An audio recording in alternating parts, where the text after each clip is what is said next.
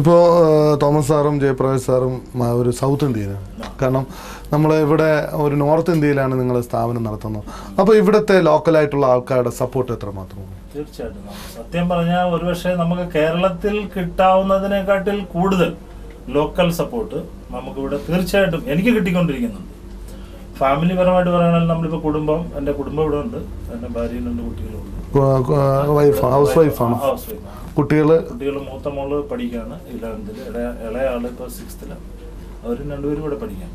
അപ്പം നമുക്കിപ്പോൾ family suppose എനിക്ക് എമർജൻസി ഇപ്പോൾ എവിടെയെങ്കിലും ഒന്ന് പോകണം 10 ദിവസത്തേക്ക് അല്ലെങ്കിൽ 1 മാസത്തേക്ക്, നമുക്ക് നോ പ്രോബ്ലം. കാരണം വളരെ സേഫ്റ്റി ആയിട്ടുള്ളൊരു സ്ഥലം. നമ്മുടെ കേരളത്തിലാണ് ഒരു പക്ഷേ നമുക്ക് വൈകുന്നേരം നമുക്ക് ഇറങ്ങി സഹോദരനും സഹോദരിയായിട്ട് പോലും നമുക്കൊരു പക്ഷേ പുറത്തേക്ക് പോകുമ്പോൾ ഒരു ഭയം തോന്നുന്നു, ആൾക്കാർ അങ്ങനെ നോക്കുന്നു ഇങ്ങനെ. പക്ഷെ ഇവിടെ നമുക്ക് ഒന്നും പേടിക്കേണ്ട കാര്യമില്ല. ഇവിടുത്തെ ആൾക്കാർ നമ്മൾക്കിപ്പോൾ ഫൈനാൻഷ്യലായിട്ടാണെങ്കിലും എന്തെങ്കിലും ബുദ്ധിമുട്ടൊക്കെ വന്നാലും, അല്ലെങ്കിൽ നമ്മുടെ വീട്ടിൽ എന്തെങ്കിലും ഒരു സപ്പോസ് ഒരു ആക്സിഡന്റ് വന്നു, അല്ലെങ്കിൽ ഒരു ഹോസ്പിറ്റൽ കേസ് വന്നു, നമ്മളോട് വളരെ കോപ്പറേറ്റീവായിട്ട് ഇടപെടുന്ന ഒരു ജനതയാണ്. അവരോട് സ്നേഹിച്ചു കഴിഞ്ഞാൽ അവരെന്താ നമുക്ക് വേണ്ടി അനുഭവം ഉള്ളതുകൊണ്ട് പറയാം. തീർച്ചയായും ആത്മാർത്ഥമായിട്ട് പറയാം. നമുക്കൊരു നമ്മൾ ജനിച്ച നാട് കേരളമാണെങ്കിലും നമുക്ക് ജീവിതം തന്നത് ഈ ഗുജറാത്താണ്, അഹമ്മദാബാദാണ്. തീർച്ചയായും. കാരണം അല്ലെങ്കിൽ നമുക്ക് ഒരിക്കലും ഒരു എസ്റ്റാബ്ലിഷ് ചെയ്യാൻ സാധിക്കില്ല. നമ്മളെപ്പോഴും ഒരു ജോലി ഒരു എവിടെയെങ്കിലും ഒരു ജോലി ചെയ്തിട്ട് അങ്ങനെ ഒതുങ്ങിക്കൂടുന്ന ഒരു രീതിയിലേക്ക് മാറിപ്പോയാണ് തീർച്ചയായിട്ടും. അപ്പൊ ഇവിടെ വന്നു നമുക്ക് അങ്ങനെ ഒരു സോഴ്സ് കിട്ടി. തീർച്ചയായിട്ടും നമ്മൾ അതനുസരിച്ച് മുന്നോട്ട് നീങ്ങാൻ ഇവിടുത്തെ ആൾക്കാരുടെ സപ്പോർട്ടും അതുപോലെ ഈ ഒഫീഷ്യൽ ലെവലിൽ ഇപ്പം നമ്മുടെ നാട്ടിലൊക്കെ ആണെങ്കിലും ഇപ്പം ഇലക്ട്രിസിറ്റി ബോർഡിന്റെ ആണെങ്കിലും അങ്ങനെ ഇങ്ങനെയുള്ള പ്രോബ്ലംസ് ഒന്നുമില്ല. വളരെ സോഫ്റ്റ് മെന്റാലിറ്റിക്കാരാണ് അവർ. നിങ്ങൾ കാരണം എന്ന് വെച്ചാൽ ഇന്നത്തെ കാലഘട്ടം നമ്മൾ എടുക്കുകയാണെങ്കിൽ കൂടപ്പുറപ്പുകൾ പോലും യോജിക്കാൻ പറ്റാത്ത സ്ഥലങ്ങളാണ് മൊത്തം നമ്മുടെ ജന്നത്തെ കാലഘട്ടം എന്ന് പറയുന്നത്. അവിടെ ജയപ്രകാശും തോമസും എന്ന 2 വ്യക്തികളുടെ തമ്മിലുള്ള റിലേഷന്റെ കെമിസ്ട്രി എന്താണ്? കെമിസ്ട്രി എന്ന് പറയുമ്പോൾ പ്രത്യേകിച്ച് അതിനൊരു കെമിസ്ട്രി ഉണ്ടെന്ന് പറയാനില്ല. ഞങ്ങൾ സ്റ്റാർട്ട് ചെയ്യുന്ന സമയത്ത് തന്നെ ഞങ്ങളിങ്ങനെ ഒരു സംരംഭം തുടങ്ങാൻ മീൻസ് സൗത്ത് ഇന്ത്യൻസ് ആണ് നമ്മളിങ്ങനെ ബിസിനസ് ഇവിടെ അന്യനാട്ടിൽ വന്ന് ചെയ്യുക. അപ്പോൾ അങ്ങനെ ഒരു സംരംഭം തുടങ്ങാൻ പോകുന്ന സമയത്ത് തന്നെ ഞങ്ങൾ അതിനെപ്പറ്റി ഡിസ്കസ് ചെയ്തപ്പോൾ 2 പേർക്കും ഈക്വൽ ആയിട്ടുള്ള ഒരു അഭിപ്രായമായിരുന്നു. മീൻസ് എന്തായാലും നമ്മളുള്ളതെല്ലാം മുടക്കുക, ആത്മാർത്ഥമായിട്ട് കഷ്ടപ്പെടുക, എന്നിട്ട് അതിൻ്റെ ഫലം കിട്ടും. കിട്ടിയില്ലെങ്കിൽ പൊക്കോട്ടെ, നമുക്ക് വീണ്ടും എവിടെയെങ്കിലും ജോലി ചെയ്യാം എന്നുള്ള ഒരു പോസിറ്റീവ് തിങ്കിങ് എൻ്റെയും പ്രകാശിൻ്റെയും മനസ്സിലുണ്ടായിരുന്നു.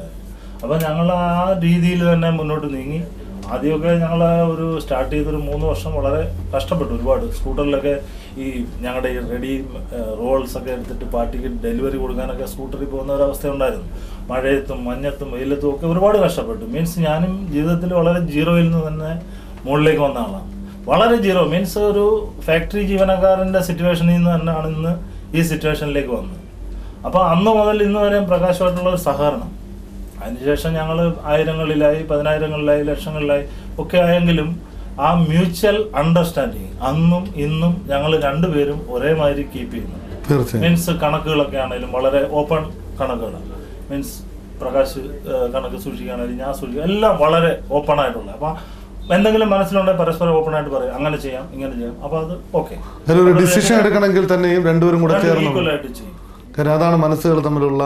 അതുകൊണ്ട് ഇന്ന് വരെ ഈ 14 വർഷത്തിനുള്ളിൽ ഞാൻ പറഞ്ഞില്ല, ഒരു കാര്യത്തിൽ ഞങ്ങൾക്കൊരു ഡിസ്പ്യൂട്ട് ഉണ്ടായിട്ട് അല്ലെ പിണങ്ങിയിരിക്കുവോ അല്ലെങ്കിൽ മറ്റേ എന്തെങ്കിലും അല്ലെ ഇനിയും വേണ്ട അങ്ങനൊരു ചിന്താഗതി ഉണ്ടായിട്ടില്ല. കാരണം അത്രയും മാത്രം നിങ്ങൾ തമ്മിൽ അണ്ടർസ്റ്റാൻഡിംഗ് ആണ്. കാരണം 2ഉം ഒരേ മനസ്സുപോലെ പ്രവർത്തിക്കുകയാണ്. കാരണം അത് തന്നെയാണ് ഒരു വിജയം എന്ന് പറയുന്നത്. മിക്കവാറും ഇവിടെയൊക്കെ നമ്മൾ മലയാളികൾ തന്നെ പല ആൾക്കാരും ബിസിനസ് ഈ പാർട്ണർഷിപ്പ് തുടങ്ങിയിട്ട് അത് പൂർത്തീകരിക്കാതെ 1 വർഷം 2 വർഷം അല്ല 6 മാസം കൊണ്ട് തമ്മിൽ ഡിസ്പ്യൂട്ട് ഉണ്ടാവുക. പല കേസുകളും ഞങ്ങൾ എൻ്റെ ഈ എസ്റ്റേറ്റിൽ തന്നെ ഉണ്ട്, 2 കേസുകളുണ്ട്.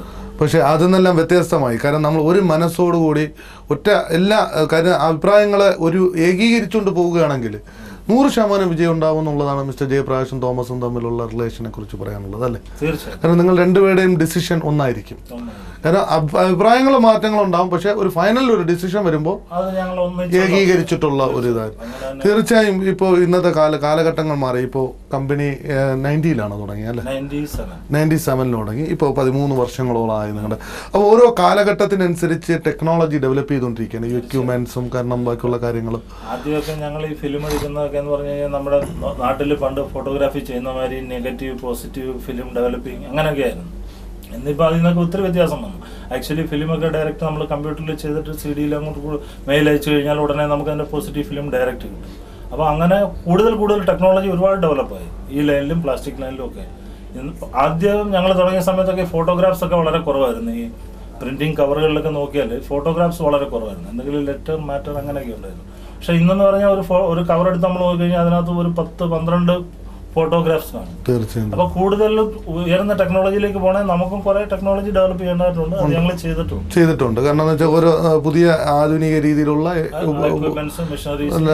ഇമ്പോർട്ടഡ് ആണോ അതോ എക്സ്പോർട്ട്? അല്ല, എല്ലാം ആക്ച്വലി നമ്മുടെ ലോക്കൽ അഹമ്മദാബാദ് മെയ്ഡ് തന്നെയാണ്. എല്ലാം നല്ല ടെക്നോളജിക്ക് അനുസരിച്ച് ഈ സിറ്റിയിലെ എല്ലാ മെഷീനറീസിലും കുറച്ച് ചീപ്പ് റേറ്റിൽ നമുക്ക് കിട്ടാനുണ്ട്.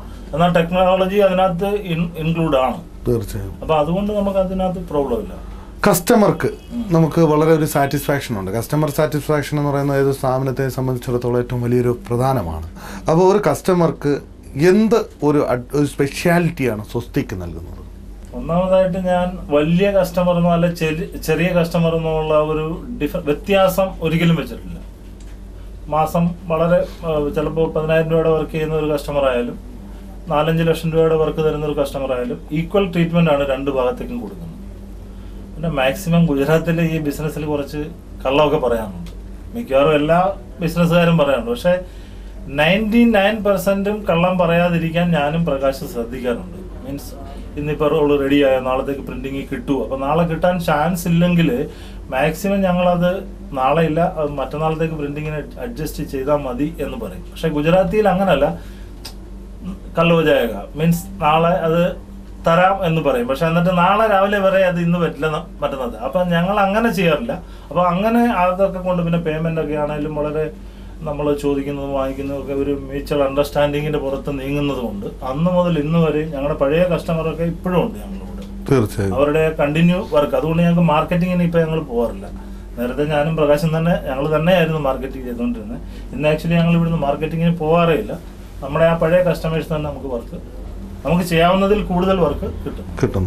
ഒരു വ്യവസായത്തിൻ്റെ ഏറ്റവും വലിയ ഒരു സപ്പോർട്ട് എംപ്ലോയീസിനെ കൂടാതെ തന്നെ ഫാമിലിയാണ്. കാരണം വളരെ തിരക്കേറിയ ഈ സമയത്തൊക്കെ ചിലപ്പോൾ ഫുൾ ടൈം നമ്മൾ ഇൻവോൾവ് ചെയ്യേണ്ടി വരും ഓഫീസിനെ സംബന്ധിച്ചിടത്തോളം. ഒരു ഫാമിലിയെ സംബന്ധിച്ചിടത്തോളം നമ്മുടെ പ്രസൻസ് ചിലപ്പോൾ കിട്ടാതെ വരുന്ന ഒരു കാലഘട്ടത്തിൽ ഒരു വൈഫിൻ്റെ ഒരു പ്രധാന പങ്ക് വളരെ വലുതാണ്. എത്രമാത്രമാണ് മിസ്റ്റർ തോമസിനെ താങ്കളുടെ ഫാമിലി സപ്പോർട്ട് ചെയ്തിരിക്കുന്നത്? തീർച്ചയായിട്ടും 97-ൽ ഞങ്ങളിത് സ്റ്റാർട്ട് ചെയ്യുന്ന സമയത്ത് അന്ന് ഇവിടെ രാത്രിയൊക്കെ നമുക്കിവിടെ വെയിറ്റ് ചെയ്യേണ്ടതായിട്ട് വരും. മീൻസ് വർക്കേഴ്സിൻ്റെ കൂടെ അന്ന് വർക്കേഴ്സ് കുറവായിരുന്നു, ഞങ്ങൾ തന്നെ വർക്ക് ചെയ്യായിരുന്നു. മീൻസ് നമ്മളൊരു വർക്കറാണ് അന്നും ഇന്നും. നമ്മളും കയറി ഫാക്ടറിയിൽ വർക്കൊക്കെ ചെയ്യും. അപ്പോൾ അങ്ങനെ ഞങ്ങൾ അന്ന് രാത്രിയും പകലും ഒക്കെ ഇവിടെ നിൽക്കുമായിരുന്നു. അപ്പോൾ എൻ്റെ മൂത്ത മകള് അന്ന് 5 വയസ്സ് 4 വയസ്സേ ഉള്ളൂ. വൈകുന്നേരമൊക്കെ ഇങ്ങനെ കരയാറുണ്ടായിരുന്നു. അപ്പം ഞാൻ പറയും ബാക്ക് സൈഡിലേക്ക് കൊണ്ടുപോകും. എന്നെ കാണാതെ അവരെ ഒളിച്ചിട്ട് ഇറങ്ങി ഓടുന്ന ഒരു സിറ്റുവേഷൻ എനിക്ക് അന്നുണ്ട്. തീർച്ചയായും. പക്ഷെ അന്ന് മുതൽ പിന്നെ അവർക്ക് മോൾക്ക് ഓർമ്മയതിനു ശേഷം പിന്നെ അങ്ങനെ അനുഭവം ഉണ്ടായിട്ടില്ല. അങ്ങനെ അവരുടെ എല്ലാ ഭാഗത്തും ചില ഉച്ചയ്ക്കൊക്കെ ഞങ്ങൾ ലഞ്ചിന് പോകുന്ന സാധാരണ 1:30 മണി 1 മണിക്കൊക്കെ പോകും. പക്ഷെ എന്തെങ്കിലും കസ്റ്റമറൊക്കെ വന്ന് അവരുടെ വർക്ക് ഉണ്ടെങ്കിൽ ചില ദിവസങ്ങളിൽ 3 മണിക്കും 4 മണിക്കൊക്കെ ഊണ് കഴിക്കാനായിട്ട് പോകും. ചിലപ്പോഴൊക്കെ വൈഫ് ഇങ്ങനെ കാത്തിരിക്കും, ഫോൺ ചെയ്യും, ഇപ്പോൾ വരുന്നു എന്നൊക്കെ പറയും. എങ്കിലും അവരുടെ ആ ഒരു സഹകരണം ഫാമിലിയുടെ കുട്ടികളുടെ ആണെങ്കിലും മിസ്സസിന്റെ ആണെങ്കിലും വളരെ വലുതാണ്. അത് തന്നെയാണ് വിജയത്തിന്റെ ഏറ്റവും വലിയ പ്രധാന സഹകരണം നമുക്ക് എപ്പോഴും ഉണ്ടാവണം. ആ ഒരു ഫാമിലിയുടെ കെട്ടുറപ്പാണ്. നമുക്ക് മുന്നോട്ട് പോകാൻ പറ്റില്ല. കാരണം നമ്മുടെ ഫാമിലി ടെൻഷൻ കൂടുതൽ എടുക്കുമ്പോൾ ബിസിനസ്സിൽ നമുക്ക് അത്രയും കോൺസെൻട്രേറ്റ് ചെയ്യാൻ പറ്റില്ല. നമ്മുടെ കാര്യം എന്ന് വെച്ച് കഴിഞ്ഞാൽ വളരെയധികം ബുദ്ധിമുട്ടില്ലാവുകയില്ല. ഒരു പ്ലാനിങ് ഉണ്ടാവും. നമ്മൾ ബിസിനസ്സിന് ഒരു വിഷൻ ഉണ്ട്. നമ്മൾ ലോങ് വിഷൻ എന്ന് പറയുന്ന ഒരു ഈ വർഷം ഇത്രയും നമ്മൾ പ്ലാൻ ചെയ്യുന്നു. അങ്ങനെ ഒരു പ്ലാനിങ് എന്തൊക്കെ ആണ് ചെയ്തിട്ടുള്ളത് ഓരോ വർഷത്തേക്ക്? ആക്ച്വലി ഞങ്ങളിപ്പോൾ ഒരു സ്റ്റാർട്ടിങ് ഒരു 4-5 വർഷം കൂടുതൽ ഡെവലപ്പ് ചെയ്യാൻ പറ്റി. കാരണം മാർജിൻ ഓഫ് പ്രോഫിറ്റ് അന്ന് കൂടുതലുണ്ടായിരുന്നു. ഇപ്പോൾ ഞങ്ങൾ ഉദ്ദേശിക്കുന്ന മാതിരിയുള്ള പ്രോഫിറ്റ് ഇല്ല, പക്ഷെ വർക്ക് ലോഡുണ്ട്. അപ്പോൾ അതുകൊണ്ട് ഞങ്ങൾ ഉദ്ദേശിക്കുന്ന മീൻസ് പ്രോഫിറ്റ് കുറഞ്ഞെങ്കിലും കൂടുതൽ വർക്ക് ചെയ്തിട്ട് അതിനെ മേക്കപ്പ് ചെയ്യുക. ഇപ്പോൾ തന്നെ ഞങ്ങൾ പുതിയ മെഷീനറി ഈ പ്രൂഫിങ് മീൻസ് പ്രിന്റ് ചെയ്യുന്നതിന് മുമ്പായിട്ട് തന്നെ ഇതിൻ്റെ പ്രൂഫ് എടുത്തിട്ട് പാർട്ടിക്ക് ആദ്യം കൊടുക്കുന്നത്. മീൻസ് ഇപ്പോൾ സപ്പോസ് കേരളത്തിലുള്ള ഒരു പാർട്ടി ഒരു ഡിസൈൻ തന്നു കഴിഞ്ഞാൽ അത് പ്രിന്റ് എങ്ങനെ വരും എന്നുള്ളത് പ്ലാസ്റ്റിക്കിന്റെ പുറത്ത് തന്നെ അതിന്റെ പ്രൂഫ് ഞങ്ങൾക്ക് നേരത്തെ അവർക്ക് അപ്രൂവൽ ചെയ്ത് എടുക്കാൻ പറ്റും. അതിനെ പറ്റി ഒരു മെഷീൻ ഇപ്പൊ ഞങ്ങൾ കൊണ്ടുവന്നു, പ്രൂഫിംഗ് മെഷീൻ എന്ന് പറയും. അത് ഈ ലൈനുമായിട്ട് ബന്ധപ്പെട്ടവർക്ക് അത് മനസ്സിലാവും. തീർച്ചയായും.